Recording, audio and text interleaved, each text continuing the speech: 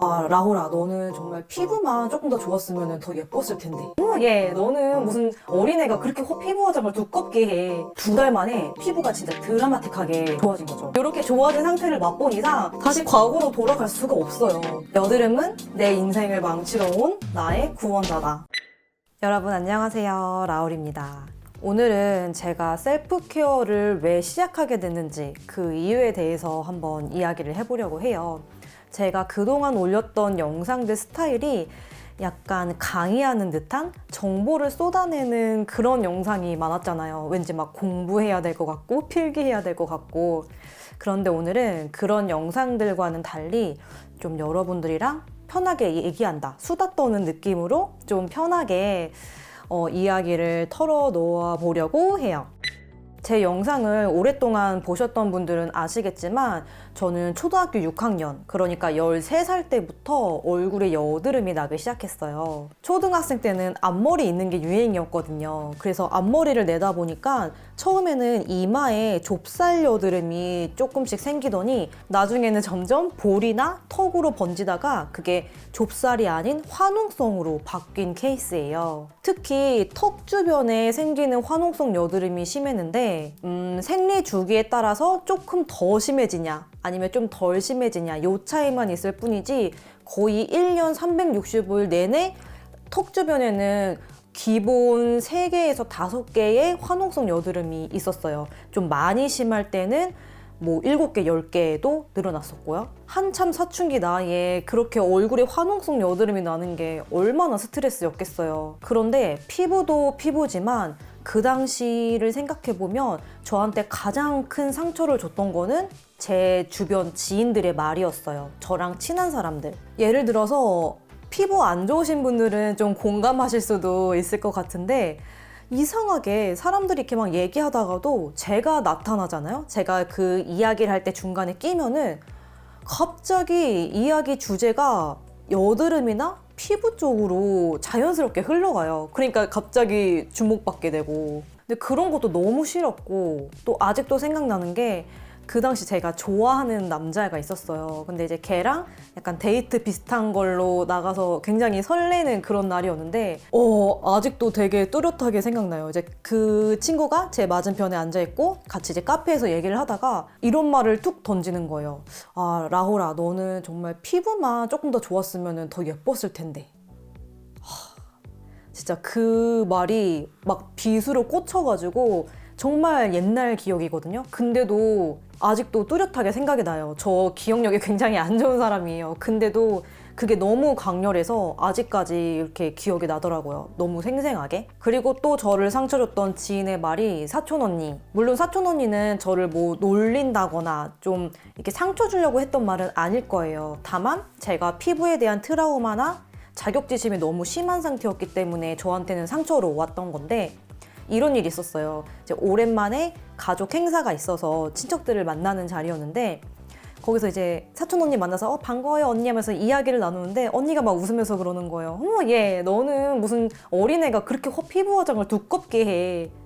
이런 말을 하는 거죠. 저도 피부 화장 얇게 하고 싶죠. 그게 더 훨씬 내추럴하고 이쁘다는 것도 알아요. 하지만 여드름 피부잖아요. 나는 뭐 이쁘게 보이고 이런 것보다 그냥 지금 내 얼굴에 난 여드름을 가리는 게 우선순위인 화장을 했던 거거든요. 그러니까 내가 몰라서 스킬이 부족해서 화장을 두껍게 한 게 아니고 내 여드름을 가리려면 두껍게 할 수밖에 없었어요. 근데 어쨌든 그런 말을 들으니까 또 그게 상처가 돼가지고 아무튼 피부 때문에 그런 말들이 이제 저한테는 상처가 됐죠. 그래서 그 당시 피부가 안 좋은 것도 좀 힘들었지만 더 저를 힘들게 했던 거는 주변 사람들이 저에게 상처 주는 말을 한 거였어요. 그러니까 만약 내 주변에 좀 여드름이 많이 난 사람, 피부가 안 좋은 사람이 있다면 상대방이 먼저 나한테 뭐 조언을 구하지 않는 한 웬만하면 어줍지 않은 조언을 한다거나 갑자기 피부 이야기를 꺼낸다거나 그러지 않으셨으면 좋겠어요. 피부에 대한 얘기를 그냥 아예 꺼내지 않는 게 피부가 안 좋은 사람을 배려하는 방법이라고 생각해요. 본인 피부 상태는 본인이 제일 잘 알아요. 왜? 아침에 일어나서 세수하고 거울 보면은 내 피부를 맨날 보잖아요. 그리고 당연히 자기가 제일 잘 알지. 근데 그걸 굳이 콕 집어서 이야기를 할 필요는 없거든요. 어쨌든 이런 말 한마디 한마디가 비수를 막 꽂히니까 오기가 생기는 거예요. 내가 어떻게든 이 여드름을 없애야겠다. 정말 여드름 자국이나 흉터 얼마든지 있어도 돼. 괜찮으니까 제발 이 여드름 염증만 좀 없어져라. 맨날 이렇게 기도했어요. 제가 그때 제일 싫어했던 곳이 안경점. 아니 안경점 조명은 왜 이렇게 밝은 거예요? 집에서 볼 때도 물론 여드름이 보이지만 안경점만 가면은 거울 속 내 피부가 너무 적나라하게 드러나서 진짜 너무 싫었어요. 거울 부셔버리고 싶었어요. 친구들이랑 놀 때도 저는 술을 좋아하지 않고 그렇게 많이 즐기지 않음에도 불구하고 맨날 술집에서 약속을 잡았거든요. 왜?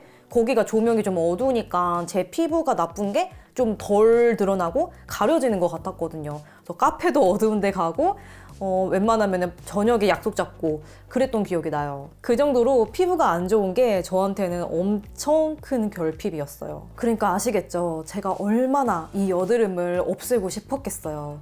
그래서 정말 안 해본 게 없고 처음에는 여드름이 얼굴에 나잖아요. 그러니까 얼굴 피부만 좀 어떻게 하면은 여드름이 없어질 것 같은 그런 막연한 생각, 막연한 기대감에 그냥 뭐 바르거나 뭐 시술하거나 뭐 이런 것들로만 접근을 했었어요. 물론 효과가 없었던 건 아니에요. 하지만 이 방법이 근본적인 원인을 해결하는 방법은 아니잖아요. 원인은 그대로 있지만 이제 드러난 결과에 대해서만 접근을 하려고 하니까 계속 관리를 중단하면은 또 새로 나고 관리를 좀 하면은 약간 줄어드는 듯 하다가도 완전히 없어지진 않고 이런 게 계속 반복되다 보니까 안 되겠다. 이게 정말 뿌리를 뽑으려면은 정말 그 원인의 원인을 타고 쭉 올라가서 이 첫 번째 원인이 있을 거 아니에요. 이제 요렇게 여드름이 나게 된 첫 번째 이유, 가장 큰 이유, 근본적인 이유 이거를 좀 찾아야겠다. 그리고 이거를 없애버려야겠다라는 생각을 하게 돼요. 그 원인을 알아내기 위해서 공부를 진짜 많이 했어요. 막 전문가들이 쓴 책이나 뭐 커뮤니티 그리고 뭐 외국 사이트 등등 얼마나 쥐잡듯이 돌아다녔겠어요. 그러다 보니까 이제 공통적으로 하는 말들이 추려지는 거예요. 진짜 좀 어이없게도 잘 먹고 잘 자는 거 그리고 운동하고 스트레스 없이 잘 생활하는 거? 되게 교과서 같은 말이 결론이더라고요. 되게 뻔한 말이어서 약간 실망하기도 했지만 또 한편으로 이런 생각도 드는 거예요. 내가 특별하고 이게 맞다고 생각했던 방법들은 이미 다 해봤잖아요. 근데 어쨌든 결과가 제가 만족스럽지 않은 결과가 나왔잖아요. 그럼 이 뻔하고 되게 교과서 같은 말을 내가 실천을 안 해봤잖아요. 내가 안 해본 방법이잖아요. 그러니까 내가 적어도 이거에 대해서 뭐야 이거 너무 뻔한 말이야 장난해? 라고 말을 하기 전에 내가 일단 이걸 해봐야지 그런 말을 할 자격이 있지 않을까라는 생각이 드는 거죠. 그래서 그래 좋아 이왕 이렇게 된 거 한번 이 베이직한 방법 되게 뻔한 거 잘 먹고 잘 자고 뭐 스트레스 없이 하고 좋아 한번 해보자 이렇게 된 거예요. 그런데 이렇게 건강하게 먹고 뭐 충분히 자고 운동하고 스트레스 관리하고 하는 이런 너무 뻔한 이야기를 진짜 실천을 했더니 2달 만에 피부가 진짜 드라마틱하게 좋아진 거죠. 그래서 원래 피부를 위해서 한 도전이었으니까 피부가 좋아지는 결과에 대해서는 역시 노력한 만큼 되는구나 이거는 알겠는데 저를 더 놀라게 했던 거는 피부 말고 다른 것들이 너무너무 좋아진 거예요. 예를 들어서 저는 초등학교 6학년 때부터 만성 변비가 굉장히 심했어요. 근데 식습관과 생활습관을 건강하게 바꾸고 나니까 한 2일차부터 화장실을 하루에 한 번씩 가는 거예요. 그것도 너무 괴롭게 가는 게 아니고 정말 쾌적하게 행복한 마음으로 나올 수 있게끔 변비가 완전히 해결이 됐고 그리고 비염도 굉장히 심했거든요. 비염도 변비랑 똑같이 이틀 만에 완전히 사라져요.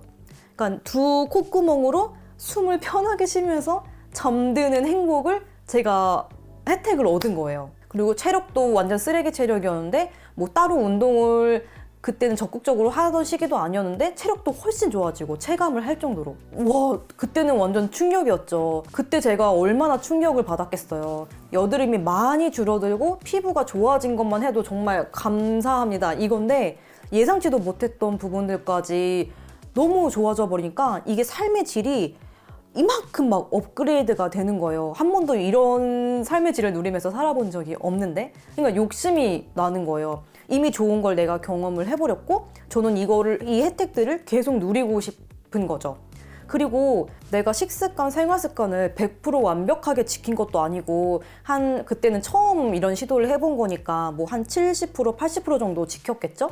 근데 이렇게 엉성하게 했는데도 드라마틱한 효과를 봤단 말이에요. 그리고 그때는 2달 정도만 했는데도 이런 결과가 나온 거잖아요. 그래서 이런 생각이 드는 거예요. 만약 내가 뭐 100%까지는 아니더라도 최소한 90%까지 가깝게, 좀 더 이상에 가깝게 식습관, 생활습관을 지키고 단순히 2개월 동안이 아니라 그냥 이 관리 자체를 내 라이프 스타일로 만들면 어떨까? 얼마나 더 좋아질 수 있지? 이게 갑자기 궁금해지는 거죠. 그러니까 그 전까지는 내가 피부를 좋게 만들기 위해서 어떤 노력을 한 거라면은 이제는 이게 노력이 아니라 그냥 내 삶 자체, 내 라이프 스타일 자체로 만들어 놓으면은 그때는 그냥 제가 노력한다는 개념이 아니고 나는 그냥 원래 살던 대로 사는 건데 저절로 관리가 되는. 그래서 제가 지금 누리고 있는 혜택들, 뭐 피부가 좋아지고 비염이 없고 변비 없고 체력이 좋아지는 이 모든 혜택들을 그냥 너무 자연스럽게 내 것인 것처럼, 원래 내 거였던 것처럼 누릴 수 있게 되는 거잖아요. 그래서 제가 제대로 셀프케어를 한번 해보자, 그냥 내 셀프케어 라이프 스타일을 살아보자, 이렇게 된 거예요. 계속 하면 할수록 삶의 질이 올라가는데 이거를 안 할 이유가 없거든요. 돈이 많이 드는 것도 아니고, 그리고 이미 이렇게 좋아진 상태를 맛본 이상 다시 과거로 돌아갈 수가 없어요. 비유하자면 약간 이런 느낌이에요.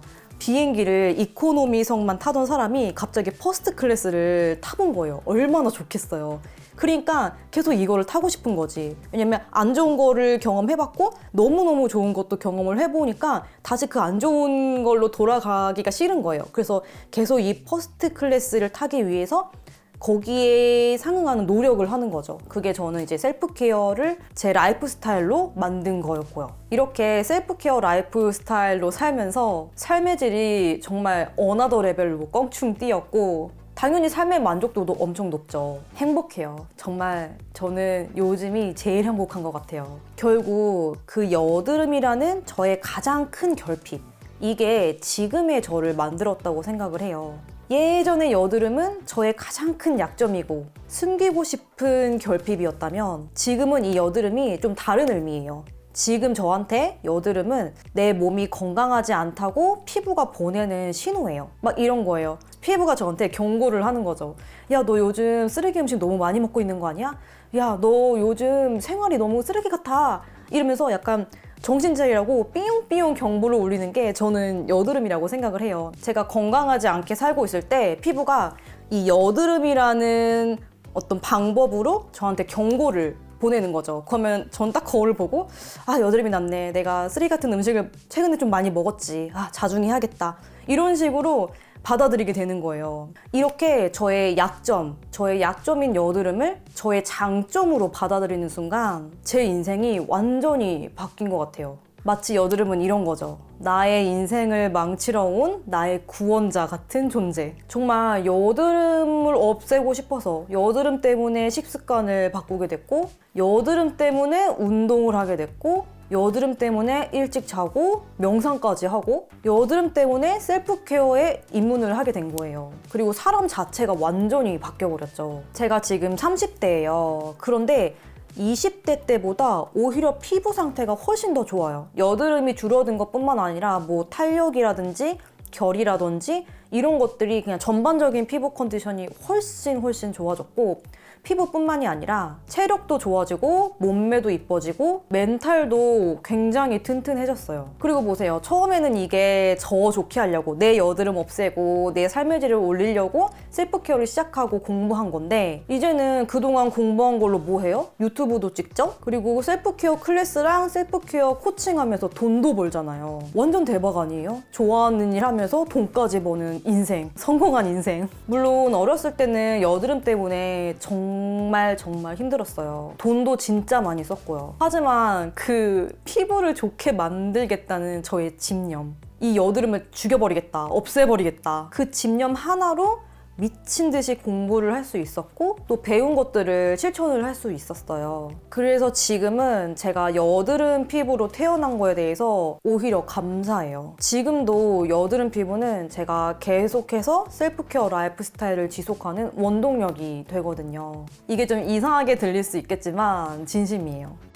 한마디로 정리하면 이거 같아요. 여드름은 내 인생을 망치러 온 나의 구원자다. 여드름이라는 결핍을 좀 채우기 위해서 이런저런 노력을 하다 보니까 셀프케어에 입문을 하게 됐고, 셀프케어에 입문을 하니까 피부뿐만이 아니라 삶의 질 자체가 굉장히 올라가서 그거를 유지하려다 보니 이제 셀프케어 라이프 스타일을 살게 됐다.